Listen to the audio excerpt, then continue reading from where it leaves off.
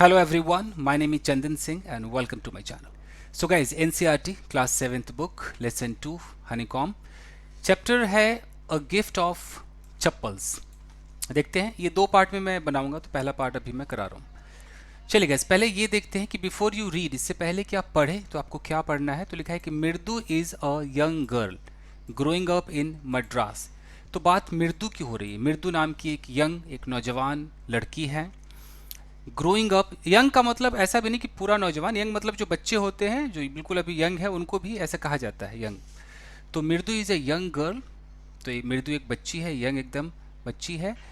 Growing up, अब यहाँ girl के आगे ये जो आईएनजी देख रहे हैं ग्रोइंग अप, इससे बोलते हैं प्रेजेंट पार्टिसिपल, यानी कि इस गर्ल के बारे में एक इन्फॉर्मेशन दे रहा है, यानी कि इसको एडजेक्टिव भी आप कह सकते हैं। तो मृदु is a young girl growing up in Madras, तो मद्रास में वो बड़ी हो रही है। यंग मतलब बिल्कुल नौजवान नहीं, यंग का मतलब यहाँ पर चाइल्ड से रिलेटेड है कि हाँ अभी बच्ची है। यंग मतलब जवान भी होता है। Growing up in Madras, Madras में वो बड़ी हो रही है। नाउ कॉल्ड चेन्नई, मद्रास को अब हम क्या कहते हैं, चेन्नई कहते हैं, और हिंदी में मद्रास कहते हैं, नहीं तो अंग्रेज लोग इसको मद्रास पढ़ेंगे। विद टपी हर ग्रैंड मदर, तो अपने अभी ग्रैंड मदर के साथ वो है जिसका नाम है टपी। And Tatha her grand father, तो जो ग्रैंड फादर यानी कि शायद इस भाषा में तपी और ताथा कहते होंगे। तो ग्रैंड मदर और ग्रैंड फादर के साथ वो रह रही है, वहीं पर वो बड़ी हो रही है। वन आफ्टरनून तपी takes her to her aunt Rukku Mani's house. देखिए वन आफ्टरनून, एक दोपहर की बात है। तपी यानी कि जो ग्रैंड मदर है, टेक्स हर उसे ले जाती है। कहाँ ले जाती है? टू हर आंट, अपने आंट के पास, उसके आंट के पास ले जाती है। रुकू मानी, जिसका नाम है रुकू मानीज, यानी रुक्कुमनी नाम है, तो रुक्कुमनी के घर ले जाती है। टू मीट हर कजन्स, ताकि वो अपने कजन से मिल पाए, जिसका नाम है लल्ली, रवि एंड मीनू। तीन है कजन्स, लल्ली, रवि एंड मीना। तो इन तीनों से मिलाने के लिए उसे आंट के घर ले जाती है। ठीक है, तो कितने कैरेक्टर्स हो गए? मृदु की बात हो रही है, उसके बाद ये रुक्कुमनी की बात हो रही है, उसके बाद ये जो बच्चे हैं लल्ली, रवि, मीनू, मीना ये है, प्लस तो तापी ताथा है, ये लोग तो हैं। आगे देखते हैं। यहाँ देखिए लिखा है कि smiling Rukku Mani threw open the door, full stop है।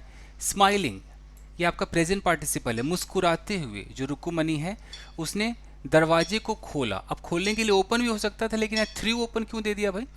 कोई अचानक से ऐसे करके पूरा दरवाजा खोल दे तो उसे थ्रो ओपन कहते हैं। तो थ्रो का सेकेंड फॉर्म यहाँ पर थ्रू लगाया है। ऐसे कहीं आपको दिखाई देगा ब्रेक ओपन, तो ब्रेक ओपन का मतलब कि दरवाजा तोड़कर खोल दे। तो थ्रो ओपन का मतलब कि फट से ऐसे खोल दे, तो उसे हम बोलते हैं थ्रू ओपन, सेकेंड फॉर्म हो गया इसका। तो मुस्कुराते हुए रुक्कुमनी ने फटाफट दरवाजा खोला। Ravi and Meena rushed out, Ravi और जो मीना है, तीन लोग थे ना, लल्ली, रवि, मीना, ये कजन थे मृदु के। तो लल्ली नहीं है यहाँ पर, कौन है? रवि है और मीना है। रस्ट आउट, भागकर बाहर आए। रस्ट मतलब तो बहुत ज़्यादा तेज अगर कोई करे तो भागकर बाहर आए। And Ravi pulled Mridu into the house, तो रवि और जो मीना है बाहर आए और मृदु को पकड़ा और खींचा अपने घर के अंदर कि चल चल चल चल। तो Ravi pulled Mridu into the house. Wait let me take off my slippers protested Mridu. Protest इसलिए दिया हुआ है कि जब कोई खींच रहा है तो बोले रुक रुक रुक रुक, तो प्रोटेस्ट का मतलब क्या होता है? उसके विरोध में जाना कि बच्चा रुक तो सही, इसलिए प्रोटेस्ट लगाया है।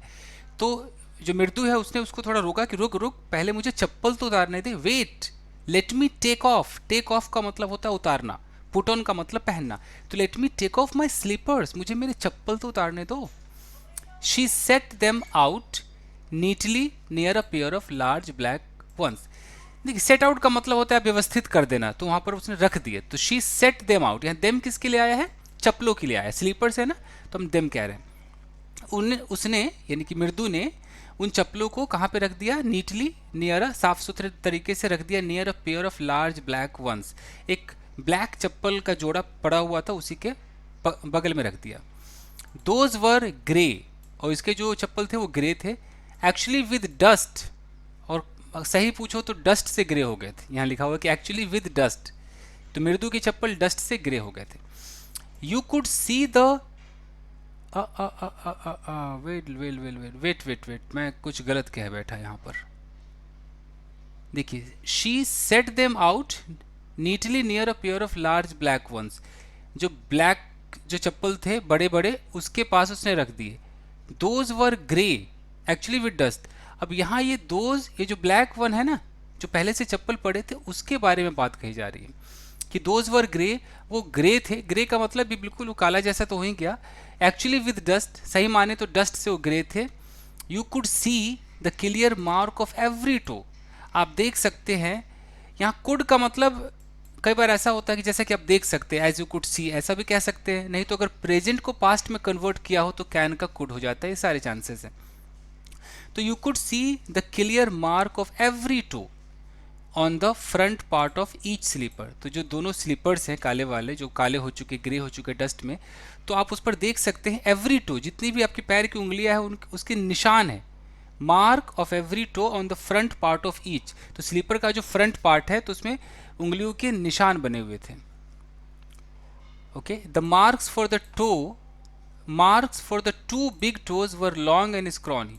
और दो जो बड़े टोज होते, जो अंगूठे और अंगूठे के बगल वाला है, उसके जो निशान थे, क्या थे वो? बिग थे, बड़े थे। एक minute, marks for the two big toes, अच्छा, जो बड़े टोज हैं उनके निशान लंबे थे और स्क्रॉनी थे। स्क्रॉनी मतलब पतले थे, लंबे और पतले थे। तो यहाँ से कुछ समझ में आया कि जब मृदु ने अपने चप्पल उतार दिए तो मृदु का जो चप्पल था उसके बगल में एक और जोड़ा चप्पल था, जिस जो ऑलमोस्ट डस्ट से वो ग्रे हो चुका था और उस पर उंगलियों के निशान थे, पैरों की उंगलियों के निशान थे। उसमें से जो पैरों की जो दो उंगलियां हैं, अंगूठा और वो जो बड़े वाले हैं, उसके जो निशान थे वो लंबे और स्क्रॉनी थे। स्क्रॉनी मतलब पतले से थे। यहाँ तक क्लियर है? मृदु डिडेंट हैव मच टाइम। तो मृदु डिडेंट हैव, यहाँ डिडेंट हैव क्या है? ये पास्ट का पोजीशन है। जैसे हम प्रेजेंट में कहते हैं कि आई डोंट हैव मनी, मेरे पास पैसे नहीं है, तो यही पास्ट में क्या हो जाएगा कि आई डिडेंट हैव मनी, मेरे पास पैसे नहीं थे। उसी प्रकार मृदु डिडेंट हैव मच टाइम, तो मृदु के पास ज़्यादा वक्त नहीं था टू वंडर, ये सोचने के लिए। वंडर का मतलब होता है ना कि थोड़ा सोचना, सरप्राइज में। To wonder about whose slippers they were, ये सोचना है कि वो किसके स्लीपर्स थे जो इतने गंदे से थे। Because Ravi dragged her to the backyard, Ravi उसको बस खींच कर उसे अपने वो बैकयार्ड, आंगन में पीछे की ओर ले गया। Behind a thick bitter berry bush, कोई बेरी का बुश था। अब यहाँ बिटर बेरी हो सकता है नाम होने, तो बिटर मतलब तो कड़वा भी होता है, तो कोई ऐसा बेरी का झाड़ था, उसके पीछे वो ले गया। देयर, वहां पर, inside a torn football, torn football, tear मतलब फाड़ना होता है, टॉर्न का मतलब होता है फटा हुआ। तो जो फुटबॉल है वो फटा हुआ था, तो उस फटे हुए फुटबॉल के अंदर, इनसाइड है ना, कि इनसाइड द, कहाँ गया जी? हाँ जी, टॉर्न फुटबॉल, उस फटे हुए फुटबॉल के अंदर, lined with sacking. Lined with का मतलब होता है कवर करना, ऊपर से ढक देना। तो मैं बोलूँ कि ये फुटबॉल है, फुटबॉल के अंदर लाइंड विद सैकिंग, तो अंदर पे सैकिंग, सैकिंग का मतलब जो टाट पट्टी, बोरा टाइप जो होता है वो बिछा हुआ था, कवर था। एंड फिल्ड विद सैंड, और वो भरा हुआ था सैंड से, रेत जो बालू है उससे भरा हुआ था। ले अ वेरी स्मॉल किटन, और उस पर एक लेटी हुई थी, बहुत ही लेटा हुआ था। आई थिंक इसमें तो मेल का दिखाया है, बहुत ही प्यारा सा छोटा सा जो बिल्ली का बच्चा है वो उस पर लेटा हुआ था। लैपिंग ऑफ मिल्क, देखिए लैप अप का मतलब होता है ग्रहण करना, तो यहाँ पर वो मिल्क को पी रहा था। जो जानवर लोग ऐसे चाटते हैं, जीभ से पीते हैं, वो भी लैप अप में आता है। तो lapping off milk from a coconut half shell, नारियल जो है तो आप तोड़ देंगे तो हाफ जो ढक्कन सा कटोरा सा रहता है उसको शेल कहते हैं। तो उस नारियल के वो आधे कटोरे में वो पी रहा था, उससे दूध पी रहा था। We found him outside the gate this morning, अब वो लोग कह रहे हैं कि वी फाउंड हिम, हमने इसको देखा, पाया, आउटसाइड द गेट, गेट के बाहर, दिस मॉर्निंग। आज दिस मॉर्निंग का मतलब होता है आज सुबह, आप टुडे मॉर्निंग नहीं बोल सकते हैं।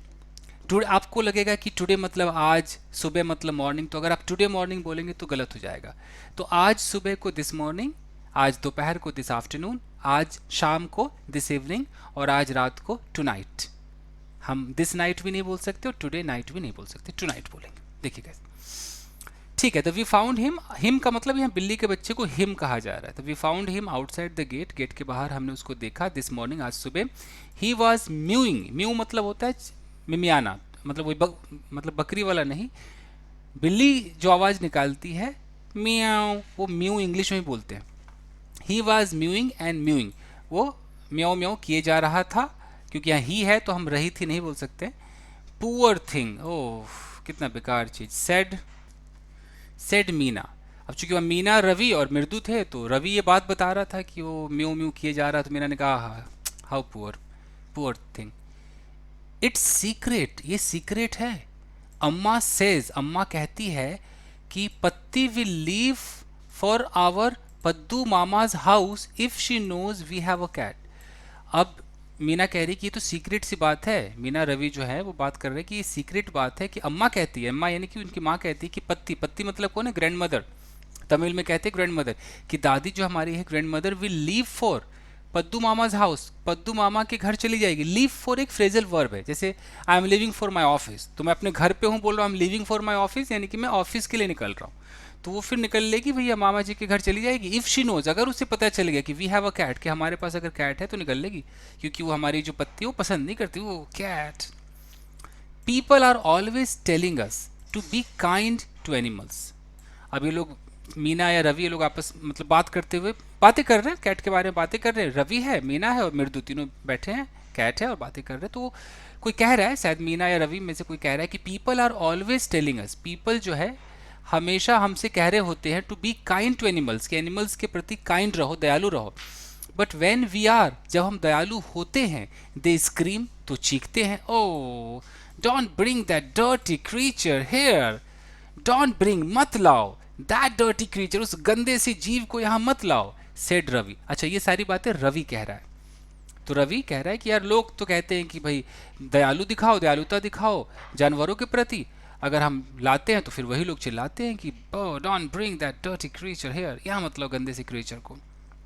Do you know how hard it is just to get a little milk from the kitchen. अब रवि कह रहा है कि तुम्हें पता भी है, तो रवि किससे कह रहा है, मृदु से कह रहा है कि तुम्हें पता भी है, हाउ हार्ड इट इज, कितना मुश्किल है ये, just to get a little milk, सिर्फ एक थोड़ा सा दूध लेना फ्रॉम द किचन, किचन से जरा सा दूध लेना भी कितना मुश्किल है, तुम्हें पता है, how hard it is.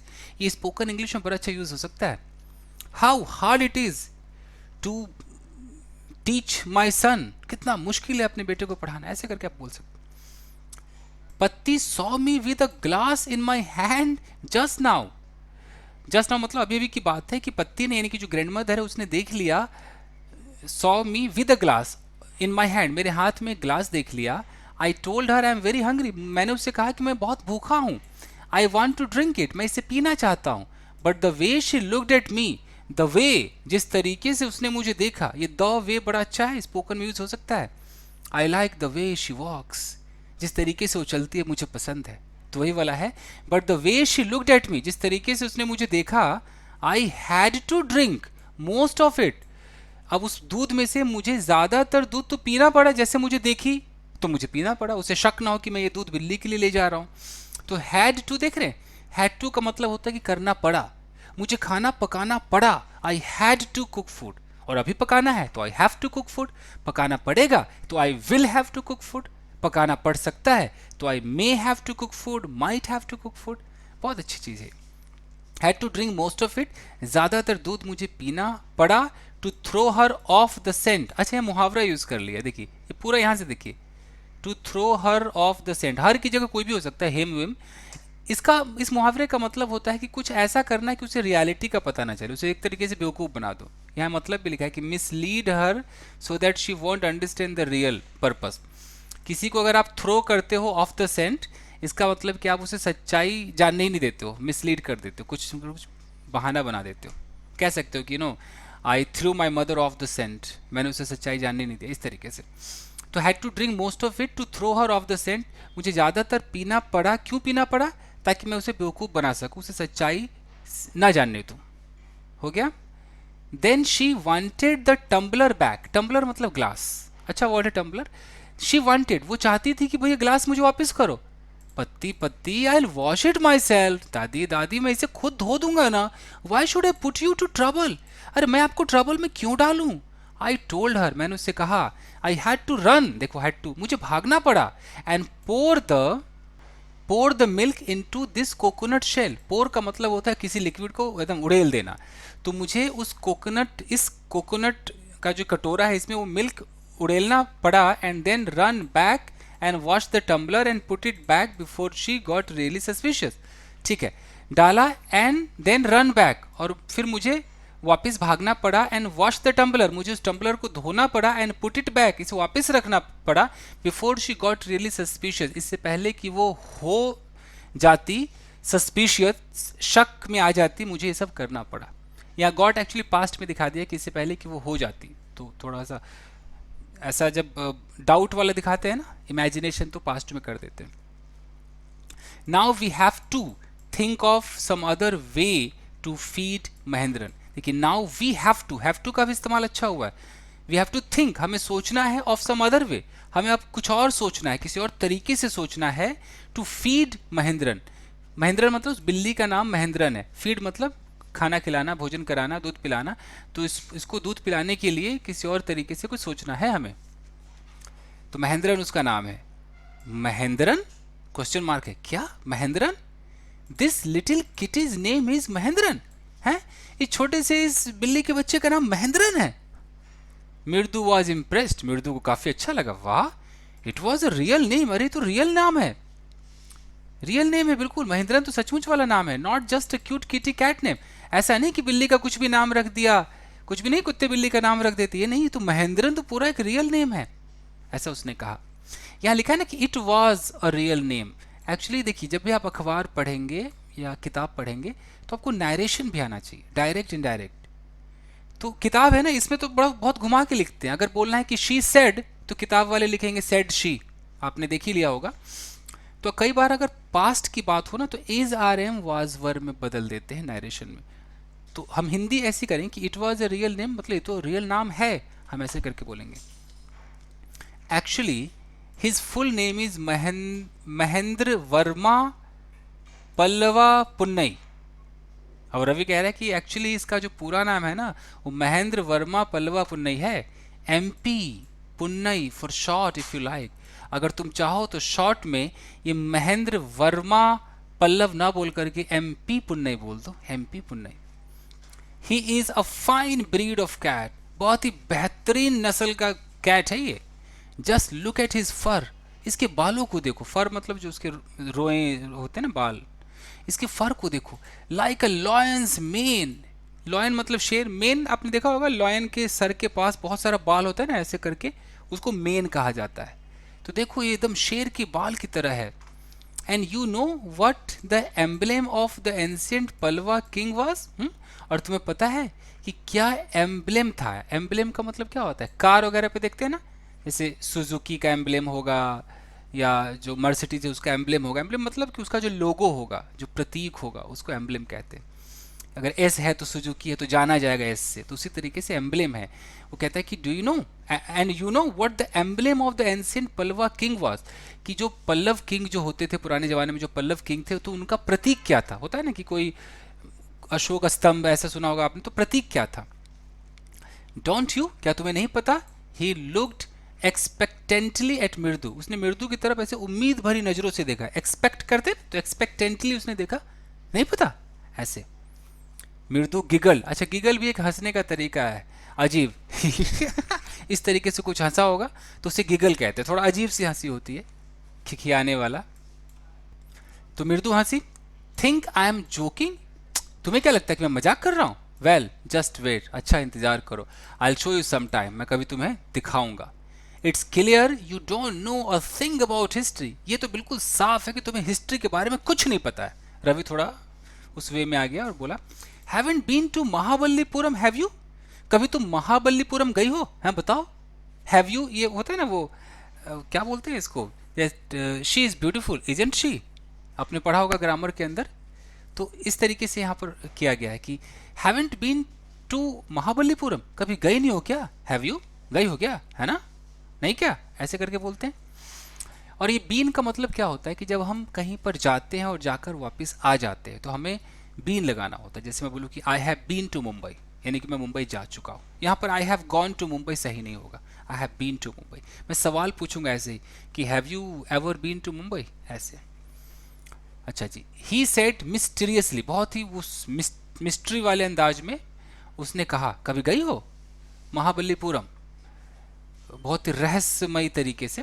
Well when our class went to Mahabalipuram, खैर जब हमारी क्लास गई थी ना Mahabalipuram, I saw statue of his his मतलब वो जो महेंद्रन है, जो बिल्ली है, हिज थाथास, थाथा मतलब ग्रैंडफादर, थाथास ग्रैंडफादर के ग्रैंडफादर के ग्रैंडफादर के ग्रैंडफादर के ग्रैंडफादर के एटसेट्रा एटसेट्रा, यानी कि उसके दादा के दादा के दादा के दादा के। फैक्ट इज, तो आई सॉ स्टैचू, मैंने स्टैचू देखा, ये जो बिल्ली है इसके दादा के दादा के दादा के दादा के दादा के दादा के दादा के दादा की स्टैचू मैंने देखा।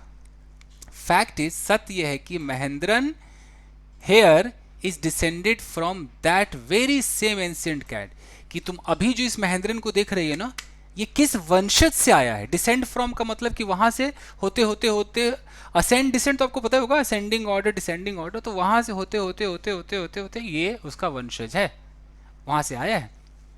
तो कहां से आया है भाई? From that very same ancient cat. Very जब लग जाता है ना, थोड़ा सा वो एम्फेसाइज करते कि वही पूरा का पूरा वही, वो जो पुराना जो कैट था ना, उसी का वंशज है ये। अ क्लोज रिलेटिव, पुराना कैट कौन था? एक बहुत क्लोज, बहुत ही पास का रिलेटिव था। साइंटिफिकली स्पीकिंग, अगर साइंटिफिकली मैं बोलूं, of none other than the lion, सही से अगर बात करूं, साइंस के हिसाब से बात करूं, तो जो शेर है ना, उसका क्लोज रिलेटिव ये बिल्ली, और उस बिल्ली के खानदान से ये महेंद्रन। ऐसे द पलवा लॉयन, उस लॉयन के बारे में कह रहा है कि the Pallava lion, emblem of the Pallava dynasty.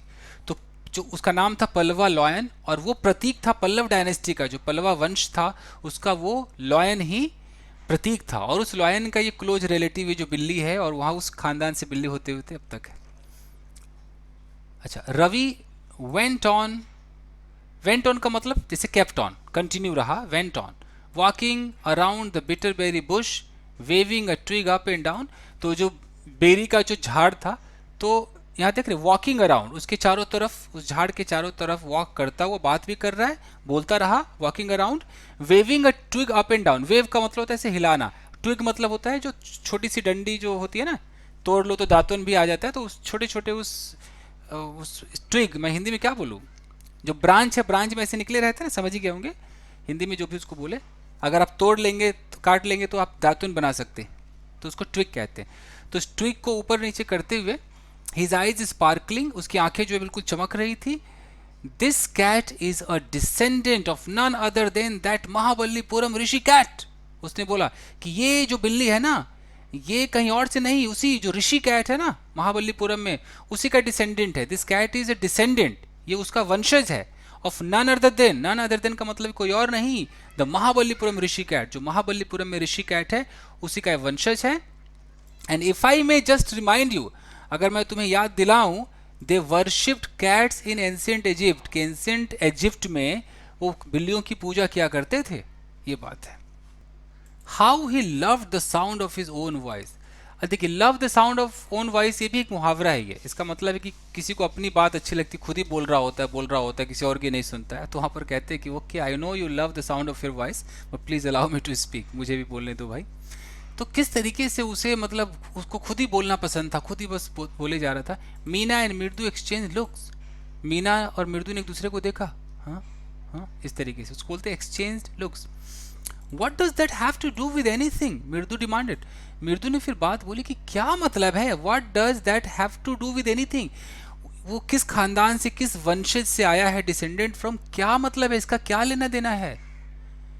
तो इसको ना, ये पूरा सेंस है कि have to do with something. जैसे बोलूँ कि it has nothing to do with your case, तुम्हारे केस से इसका कोई लेना देना नहीं। उसी तरीके से what does that have to do with anything, तो उसका क्या लेना देना है इस चीज़ से। मृदु ने डिमांड रखी, बातें कहीं। हाँ, I am telling you, this cat is descended from the Egyptian cat god. No, goddess. Bastet. Yeah, that's it. जब मृदु ने बात बोली ना, पे क्या लेना देना है, तो गुस्से में कह रहा है, अरे मैं तो ये कह रहा हूँ, रवि कह रहा है कि आई एम टेलिंग यू, मैं ये कह रहा हूँ कि दिस कैट इज डिसेंडेड, ये कैट वंशज है from the Egyptian cat god, Egypt के कैट गॉड का वंशज है। फिर गॉड करके बोला, नो गॉडेस, अच्छा गॉड नहीं गॉडेस, मतलब मुंह से गॉड निकल गया, तो कैट गॉड नहीं, कैट गॉडेस। और गॉडेस को ही बास्टेट कहा जाता है। जो बास्टेट वर्ड है ना, अगर इसका आप मीनिंग ढूंढे तो बास्टेट का मतलब है कि वो बिल्ली के शक्ल वाली देवता, तो उनको बास्टेट कहा जाता है। तो गॉडेस बोलो या बास्टेट बोलो, दोनों एक ही वर्ड है। बास्टेट बोलेंगे तो एक फोटो आप देखेंगे बास्टेट का, तो बिल्ली का फेस होगा, बाकी बॉडी लेडी की होगी, और पूजा करते थे उसकी, तो बास्टेड कहते हैं, बास्ट भी कह सकते हैं इसको। तो वो कह रहा है कि यार मैं तो उसकी बात कर रहा हूँ, या दैट्स इट, बस यही यही तो मैं कह रहा हूँ। तो मृत्यु कहती है सो तो क्या?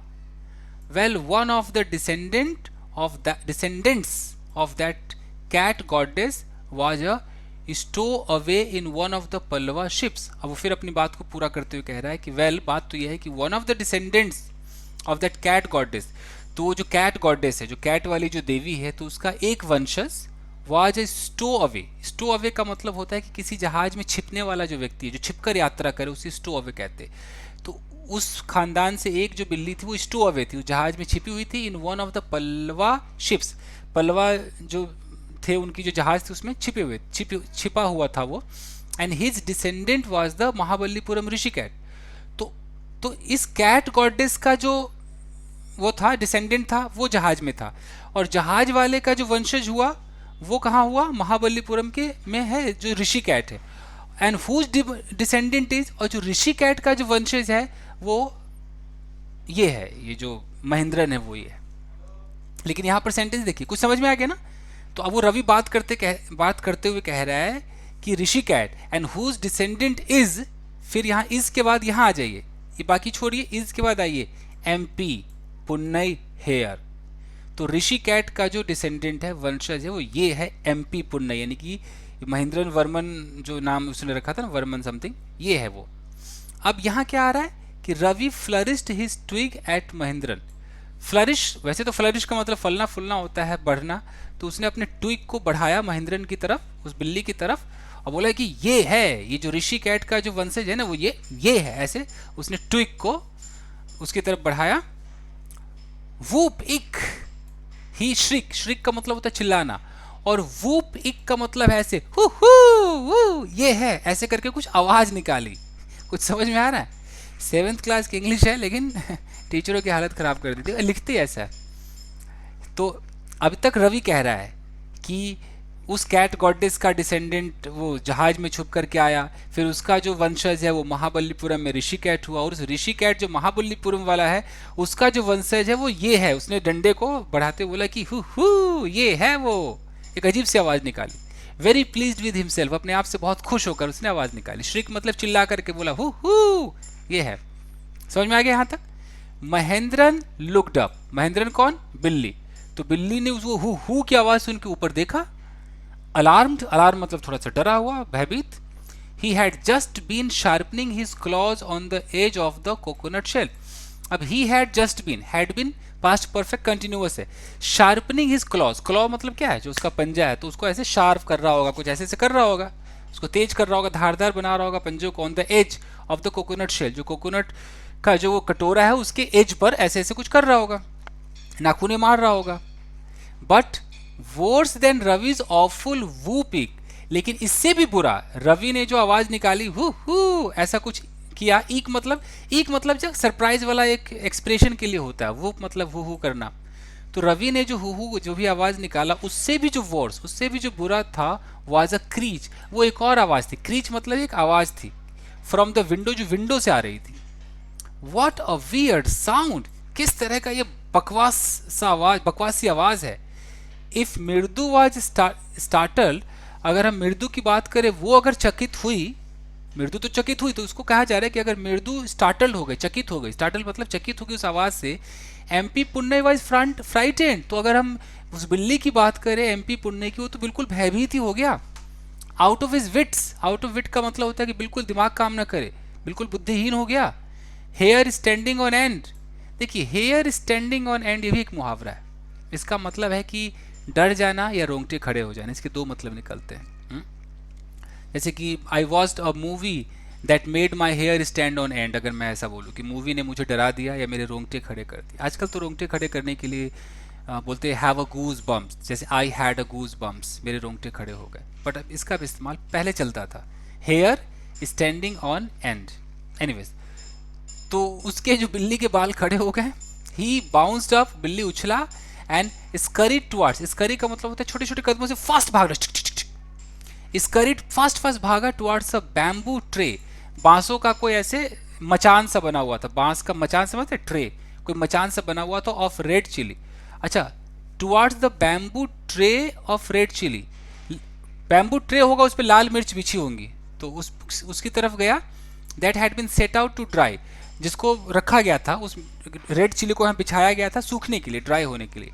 तो trying to hide beneath it, beneath का मतलब होता है नीचे, तो उसके नीचे खुद को छुपाने के लिए he tripled a few chillies over himself. Triple का मतलब खुद पे डाल लेना, सॉरी टिप है, टिप का मतलब खुद पे डाल लेना भी होता है।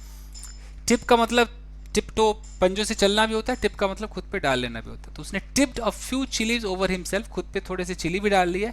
मियाओ ही हाउल्ड मिजरेवली, मिजरेवली का मतलब होता है कि बहुत ही दुखी होकर कि वो म्याऊ म्याऊ हाउल करने लगा। हाउल समझते हैं, जो जो भेड़िए होते हैं ना, वो हाउल करते हैं, जैसे चांद की रोशनी बोलते हैं ना, आऊ ऐसे करके हाउल करते, तो उसको हाउल कहा गया है। तो वो म्याऊ म्याऊ करने लगा उसी हाउलिंग साउंड में। क्या लिखते हैं लोग, हैं। The screeching went on and on, अब वो जो क्रीचिंग थी, वो जो अजीब सी आवाज थी, वो वेंट ऑन एंड ऑन मतलब जारी रहा। वेंट ऑन का मतलब केप्ट ऑन, कंटिन्यू रहा। व्हाट्स दैट नॉइज सेड मृदु, मृदु ने कहा किस तरह की आवाज है, कैसा शोर है ये। That's Lalli learning to play the violin, grunted Ravi, Ravi ने थोड़ा ग्रंट हो गया, थोड़ा भुनभुना कर, थोड़ा सा ना, आप किसी से आप संतुष्ट नहीं है तो अजीब सा मुंह बना करके हाँ ऐसे करके कुछ बोलेंगे, ग्रंट। तो ग्रंट करता हुआ रवि ने कहा कि वो लल्ली है, वायलिन सीख रही है। शील नेवर लर्न अ थिंग, वो कभी भी कोई चीज़ नहीं सीखेगी। The music master just goes on वही वेंट ऑन का ये फर्स्ट फॉर्म में एस लगा हुआ, गोज ऑन यानी कि कंटिन्यू। तो जो म्यूजिक मास्टर है just goes on playing like the train wheezing on and on. तो म्यूजिक मास्टर इस तरीके से वो एकदम बजाता रहता है वायलिन को, जैसे कि ट्रेन विजन करती। विजन का मतलब कि धीरे धीरे चलती रहती है ना, शोर मचा करके वो चुक चुक चुक चुक चलती है, जैसे ट्रेन चलती है वैसे ही बजाता रहता है master. While Lalli is all the time derailing, जबकि वाइल का मतलब जबकि, मास्टर तो बजाता रहता है, जबकि लल्ली की अगर बात करें, थोड़ा सा कंट्रास्ट आ रहा है, जबकि लल्ली की बात करें हमेशा ऑल द टाइम पूरे समय डीरेलिंग पटरी से उतरती रहती है, गोइंग कंप्लीटली ऑफ ट्रैक, पूरा ऑफ ट्रैक बजाती है वो, इसीलिए इस तरह की क्रीचिंग की आवाज़ आती है। क्रीच मतलब कि कान को परेशान करने वाला जो आवाज़ है। तो बस गाइज ये फर्स्ट पार्ट आपका हो गया है, उसके बाद फिर मैं आपको सेकेंड पार्ट कराऊंगा। देखिए फर्स्ट पार्ट हो गया है, ये क्वेश्चंस वगैरह है, और फिर सेकेंड पार्ट है, तो सेकेंड पार्ट में ख़त्म हो जाएगा ये। तो आई होप कि आपके समझ में आया होगा। मैं कोशिश करता हूँ कि मैं आपको एक एक सेंटेंस ना क्लियर ट्रांसलेट कर दूँ, क्योंकि मैं समझ सकता हूँ जो 7th के जो बच्चे हैं ना, वो नहीं पढ़ पाएंगे यार, नहीं समझ पाएंगे, इतना कहाँ है, बट इतना हार्ड लिखा होता है। तो अगर टीचर एक वर्ड अगर बताता चले तो मुझे लगता है बच्चों के लिए बहुत अच्छा होगा। तो चलिए बस आज के लिए इतना ही दोस्तों, मिलते हैं अगले वीडियो में। Children take care, keep practising and have fun. Thank you guys.